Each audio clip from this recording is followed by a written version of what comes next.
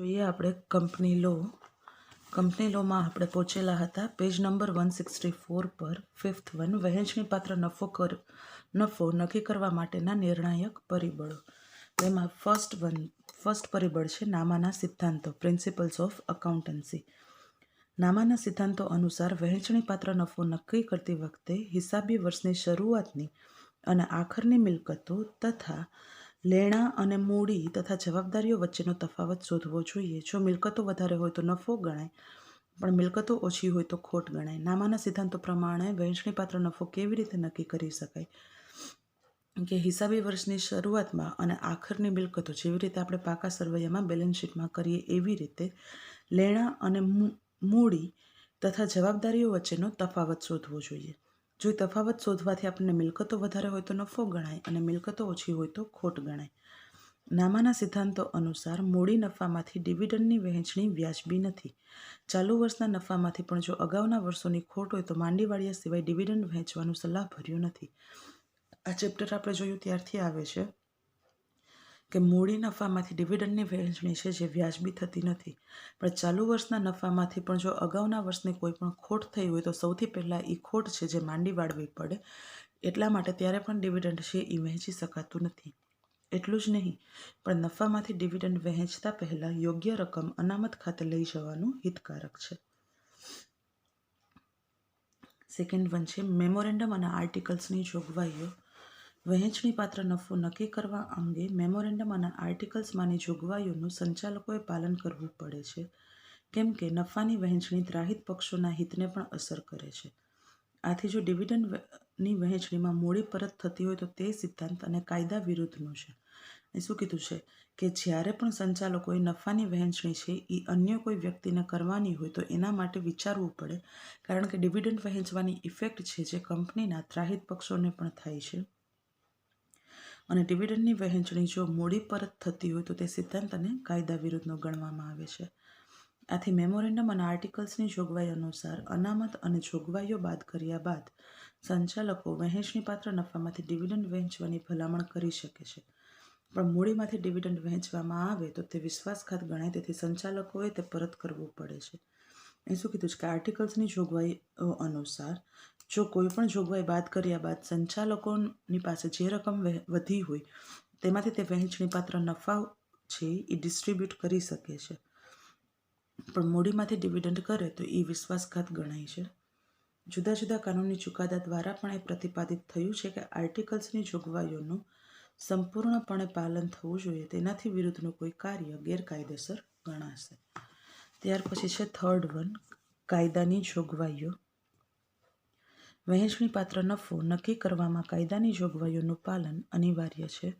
1956ના company ધારામાં કરવામાં આવેલા 1960 અને 1974ના સુધારાઓ પછી કાયદેસરની પરિસ્થિતિ તદ્દન સ્પષ્ટ બની ગઈ છે. કંપની ધારાની કલમ 123 અનુસાર વહેંચણીપાત્ર નફો નક્કી કરી તેમાંથી ડિવિડન્ડ વહેંચી શકાય છે. આ જ પ્રકરણમાં ડિવિડન્ડ અંગે કંપની ધારાની જોગવાઈઓના મુદ્દામાં આપણે તેની સવિસ્તર ચર્ચા કરીશું. અહીંયા કાનૂની જોગવાઈઓ આપેલી છે, એના સિવાય કીધેલું છે કે ડિવિડન્ડ અંગે કંપની ધારાની જોગવાઈઓ જે આવે છે એમાં વધારે ડિટેલમાં આપેલું છે. ફોર્થ વન છે કાનૂની ચુકાદા. વહેંચણીપાત્ર નફો આ મુદ્દાની શરૂઆતમાં જ જુદા જુદા કાનૂની ચુકાદાઓ ટાંકીને અદાલતી આદેશો જણાવી ગયા છીએ. હવે પછીના મુદ્દામાં પણ જુદા જુદા કાનૂની ચુકાદાઓની સવિસ્તર ચર્ચા કરી છે. તેના પરથી સ્વયં સ્પષ્ટ થશે કે વહેંચણીપાત્ર નફો નક્કી કરવામાં અને તેમાંથી ડિવિડન્ડ વહેંચવામાં કાનૂની ચુકાદા અત્યંત ઉપયોગી માર્ગદર્શક રૂપ થઈ પડે છે. અહીં શું કીધું છે કે કાનૂની ચુકાદા માટે વહેંચણીપાત્ર નફા છે એ કહેવામાં આવેલું છે અને એટલા માટે એના ચુકાદાઓની અલગ અલગ સવિસ્તર ચર્ચાઓ પણ આપેલી છે કે જેના ઉપરથી નક્કી કરવામાં આવે કે વહેંચણીપાત્ર નફો કેવી રીતે નક્કી કરવો અને ડિવિડન્ડ કેવી રીતે નક્કી કરવું અને કયા કાનૂની જે કોઈ પણ કલમો હોય એને ધ્યાનમાં રાખી અને વહેંચણીપાત્ર નફો વહેંચવો કે ડિવિડન્ડ વહેંચવો. ત્યાર પછી સિક્સ્થ વન છે વહેંચણીપાત્ર નફો નક્કી કરવા અંગે અગત્યના મુદ્દા. એમાં ફર્સ્ટ વન છે ઘસારો. ઘસારો કોને કહેવાય? જે બેઝિક આપણને બધાને ખબર, જેમ કે આજે કોઈ પણ વસ્તુ હોય, કોઈ યંત્ર હોય, કોઈ મશીનરી હોય, કોઈ ગુડવિલ હોય, એના ઉપર આજે અમુક પ્રકારનો ઘસારો છે એ લાગે છે. આગળ જણાવી ગયા છીએ તેમ કંપની ધારાની કલમ 123 અનુસાર વહેંચણીપાત્ર નફો નક્કી કરતી વખતે મિલકતો પર ઘસારાની જોગવાઈ કરવી જરૂરી છે. ઘસારાની જોગવાઈ કરવામાં ન આવે તો હિસાબો સાચી અને વ્યાજબી આર્થિક પરિસ્થિતિ દર્શાવી શકે નહીં.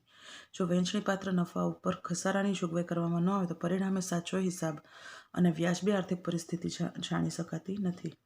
તેમજ મિલકતનું આયુષ્ય પૂરું થયા બાદ તેને સ્થાને નવી મિલકત લાવવા કંપની નાણાકીય સવલતના અભાવે મિલકતનું પુનઃસ્થાપના પણ કરી શકે નહીં.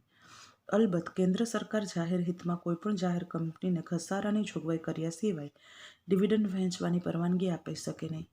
કેન્દ્ર સરકારની પાસે સૌથી પહેલાં તો એવી જોગવાઈ હોવી જોઈએ કે એ કોઈપણ કંપનીને ઘસારો લાગેલો છે ત્યાર પછી જે ડિવિડન્ડ વહેંચવાની કે વહેંચણીપાત્ર નફો વહેંચવાની જોગવાઈ કરી શકે. કંપનીએ ઘસારાની ગણતરી કંપની ધારાની જોગવાઈ અનુસાર કરવી જોઈએ. સેકન્ડ વન છે મૂડી નફો. ધંધાના ચાલુ નફા કરતાં મૂડી નફો જુદો પડે છે. ધંધાની રોજિંદી પ્રવૃત્તિઓ દ્વારા થતો નફો એ સામાન્ય ચાલુ અથવા મહેસૂલી નફો છે. એ મૂડી નફો અને ચાલુ નફો બંને અલગ અલગ વસ્તુ છે. ધંધાની જે ડેઈલીની જે પ્રવૃત્તિઓ થતી હોય, ડેઈલીની જે વસ્તુ સેલ થતી હોય એમાંથી જે આવક થાય એને સામાન્ય ચાલુ અથવા મહેસૂલી નફો કહેવામાં આવે છે. તેમાંથી ડિવિડન્ડ વહેંચી શકાય છે, પરંતુ મૂડી નફામાંથી ડિવિડન્ડ વહેંચી શકાય નહીં. ધ્યાન રાખજો, સામાન્ય ચાલુ કે મહેસૂલી નફામાંથી ડિવિડન્ડ વહેંચી શકાય, પરંતુ મૂડી નફામાંથી ના વહેંચી શકાય. શેર ડિબેન્ચર બહાર પાડતા તેના પર મળેલું પ્રીમિયમ, શેર જપ્તીની રકમ, સ્થિર મિલકતોના વેચાણ દ્વારા મળેલ નફો, કંપનીની નોંધણી પહેલાંનો નફો, મૂડી પરત કરતા થયેલો નફો, મિલકતોના પુનઃ મૂલ્યાંકન દ્વારા નફો વગેરે મૂડી નફાના ઉદાહરણો છે. સામાન્ય સંજોગોમાં મૂડી નફામાંથી ડિવિડન્ડ વહેંચી શકાય નહીં, પણ કાનૂની ચુકાદા અનુસાર તથા institute of chartered accountants of ઇન્ડિયાના statement on auditing practice paragraph number 7.13માં જણાવેલી શરતો અનુસાર આવો નફો ખરેખર મળેલ હોય, આર્ટિકલ્સમાં જોગવાઈ હોય અને મિલકતોને દેવાનું પુનઃમૂલ્યાંકન કર્યા પછી આવો નફો રહેતો હોય તો મૂડી નફો છે એ ડિવિડન્ડ તરીકે વહેંચી શકાય છે. ત્યાર પછી થર્ડ વન છે મૂડી ખોટ. ધંધાની સામાન્ય ચાલુ કે મહેસૂલી ખોટ કરતાં મૂડી ખોટ જુદી પડે છે. સામાન્ય ચાલુ કે મહેસૂલી ખોટ કરતાં મૂડી ખોટ અલગ હોય છે.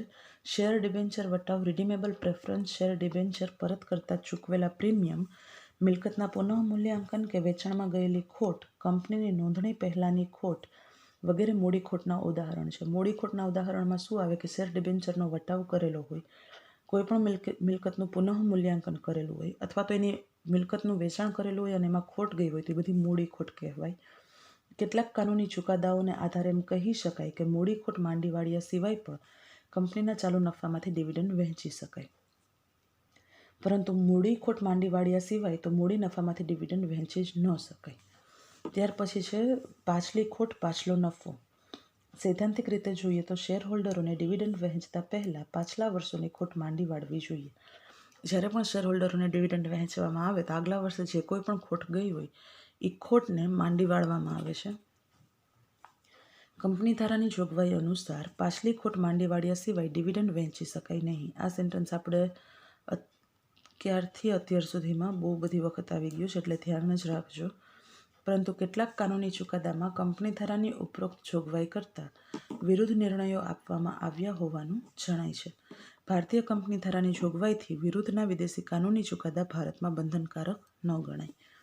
પાછલી ખોટની જેમ જ પાછલા વર્ષનો નફો અને ચાલુ વર્ષમાં ખોટ ગઈ હોય તો પાછલા વર્ષના નફામાંથી ડિવિડન્ડ વહેંચતા પહેલાં ચાલુ વર્ષની ખોટ છે જે માંડી વાળવી જોઈએ. ઓલરેડી આપણે અહીંયા સ્ટાર્ટિંગમાં જોયું. ત્યાર પછી છે અનામત ખાતે લઈ જવાની રકમ. ટેબલ એના નિયમ 87માં જણાવ્યા અનુસાર ભવિષ્યની નિર્ધારેલી કે અણધારેલી આપત્તિ સામે કંપનીના નફા પૈકી સંચાલકોને યોગ્ય લાગે તેટલી રકમ અનામત ખાતે લઈ જઈ શકે છે.